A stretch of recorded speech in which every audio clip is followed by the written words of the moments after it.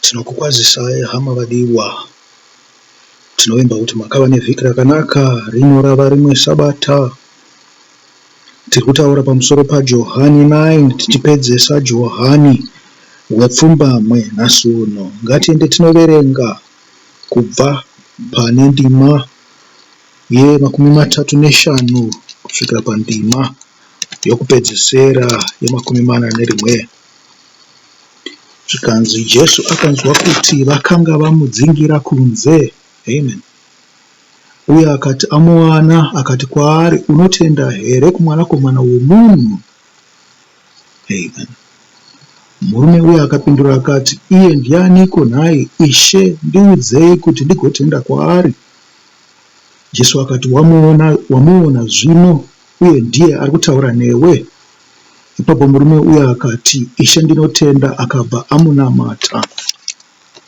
Jesu akati, kutonga ndiko kwandakavinga munyika ino, kuitira kuti mapofu aone, uye avo vanoona vave mapofu.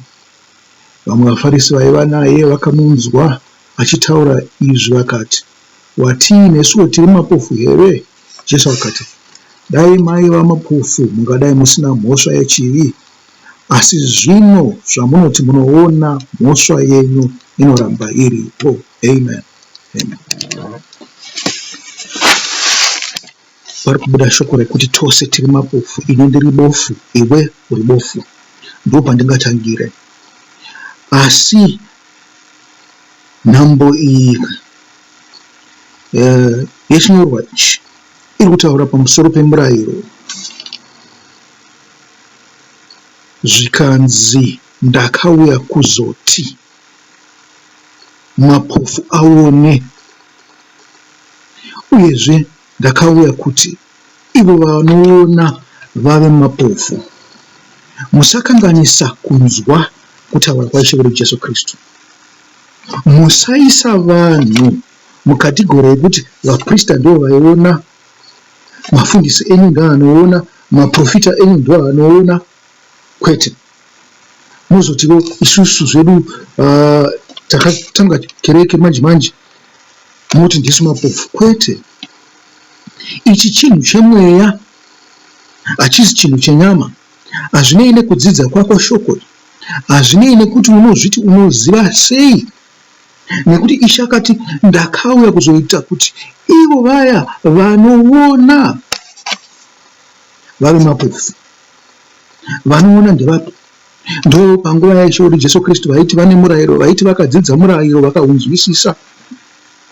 Asi Ishe akanotaura kuti nyangwe makadzidza kudaroka, muchiri mapofu, nokuti mweya ndiye anokuzarurirai, mweya haagume kukuzarurirai. Naizvozvo ini ndiri bofu nyangwe nanhasi. Uyezve munhu wandaparidzira nhasi atanga kupinda kereke nhasi ibofuwo pamwe chete neni. Mweya Mutsvene ndiye anotizarurira tose. Vamwe vakataura pamusoro pemalevels okutenda. Zvikanzi tina malevels. Ndikangodaro ndichiziva kupfuura mumwe munhu watanga kunzwa nezvaIshe wedu Jesu Kristu nhasi.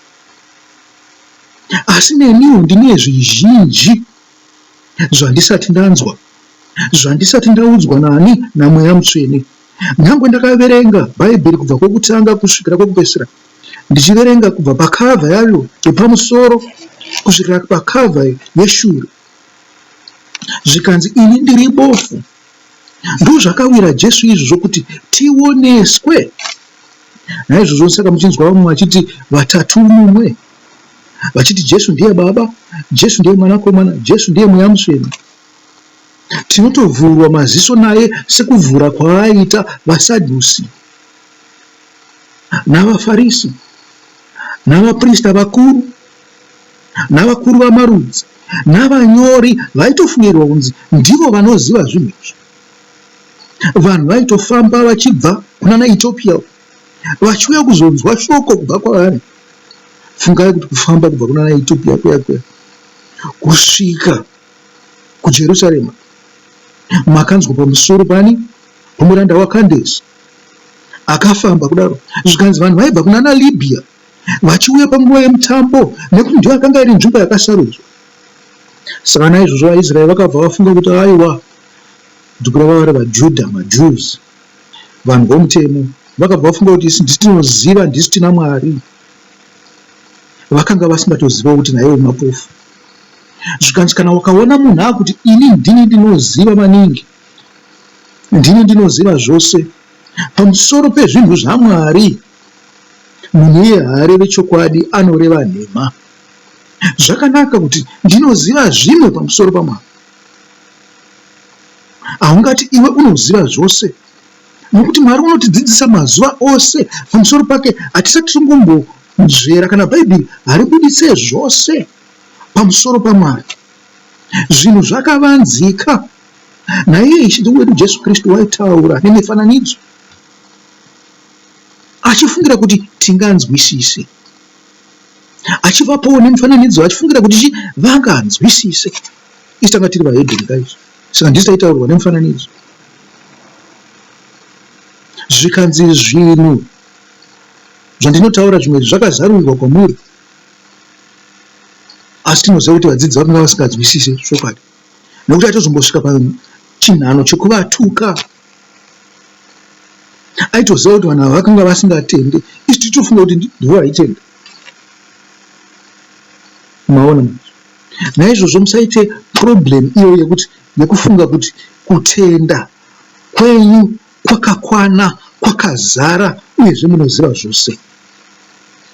Aiwa, nokutenda ikoko munokwanisa kunge makatonyorwa mazita enyu kuGehena. Asi Mwari anoda munhu anoita sei?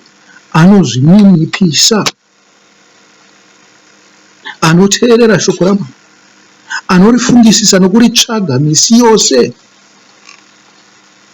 Ina hapana pandichati nyangwe ndiri ndega, hapana pandichati ndakaverenga Bhaibheri ndakakanda pasi ndakarenzwa, kwete. Hapana chandakati ndanzwa. Muri kuzvinzwa guys. Asi tongobata section yose tichitangira paverse 35. Jesu akanzwa kuti vakanga vamudzingira kunze. Amen. Uye akati amuwana akati kwaari, unotenda here kumwanakomana womunhu? Amen. Izvi chinhu chiri kutitaurira kuti mutemberi manga musingawanikwe vanhu vatsvene. SaJohani Mubhabhatidzi waiparidza ari kunze kwetemberi, achituka vaprista, vaFarisi navaSadhusi kuti vana venyoka. Jesu anotitaura kuti kuponeswa kwedu nokutenda kwedu hakuwanikwe mukereke dzatinopinda. Tinoenda ikoko kunowadzana navamwe, asi kana tatsvaga Mwari tinofanirwa kumutsvaga tiri kunze. Saka zviri kutaura kuti Jesu ndiye akawana here munhu uyu? Kwete. Munhu uyu ndiye akawana Jesu nokuda kwokudzingwa kwake kubva mutemberi. Muri kuzvinzwa? Mungatadza kupanzwisisa isu ipapo, nokuti kunge ndikupesanisa zvakanyorwa muBhaibheri. Kwete. Munhu akanga aega akutsvaga Mwari, kwete kwokuda kwekunzi azikanwe kunzi ane hama mukati mekereke, kuti anobvumidzwa nemurau waMozisi kuti apinde paungano tsvene.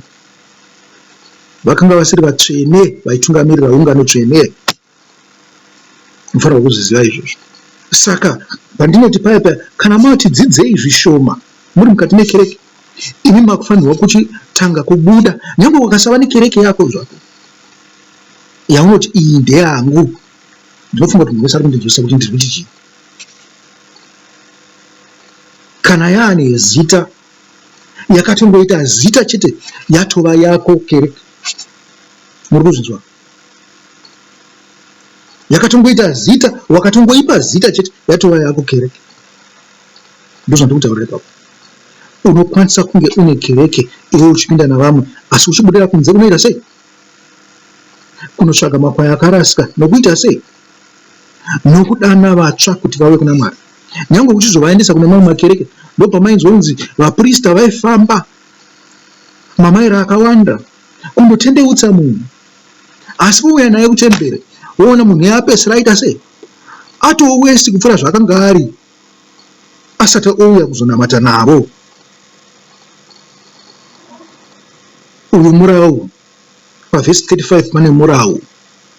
murau uri kubva kuna Ishe wedu Jesu Kristu, murau wakagara uriko. Zvikanzi unotenda kumwanakomana wemunhu here?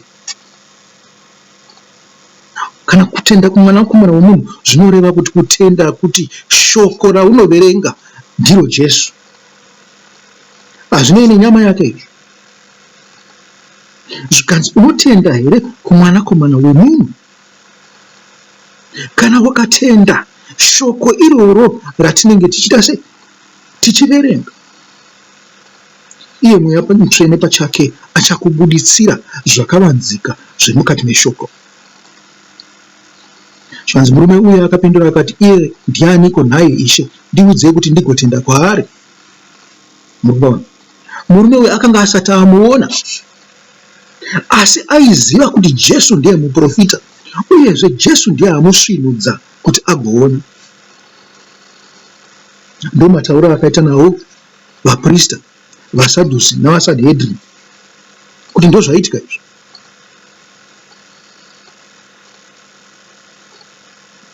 Murikuzvinzwa? Zvikanzi iye ndianiko mwanakomana womunhu? Zvikanzi iyeye ndiye ari kutaura newe. Verse 37, wamuona zvino, uye ndiye ari kutaura newe. Tinotoona Jesu nokumutsvaga. Tikaverenga magwaro ticharamba tichizarurirwa, ticharamba tichidzidza, ticharamba tichisvinurwa meso edu kuti tione. Murume akati, Ishe ndinotenda, akabva amunamata. Kunamatwa kweshoko ndiko kugara wakanamatira. Zvinhu zvacho zvinoshamisa pachishoko. Kunamata, pray, ndokugara wakarinamatira. Pray. Murikunzwa? Mapray maviri, rimwe rina A, rimwe rina E kana kuti A. Rokutanga pray, wokunamata, wokuisa maoko pamwe chete uchikumbira kuna Mwari. Rechipiri ndiro kuti kudya kwako. Murikuzviona kana? Kunamatira shoko kwandinogara kuchitaura kwa kuti ribuditse zvakavanzika zvaro. Iwe uchigara uchiita sei? Uchitsvaga mumagwaro, uchipinda mumagwaro, uchiadzidza, uchiaverenga, uchianzwa. Dzimwe nguva kungobata kuti vhesi yakati inotaura zvakati chete, Mwari anokuzarura zvimwe zvinhu zvikuru. Vakakomborerwa vanokwanisa kumemoraiza mavhesi. Dai muchiedzawo kumemoraiza mavhesi eBhaibheri. Ini zvangu ndichaedzawo, but zvinhu zvacho zvakandiomera. Asi ndoda shoko raMwari.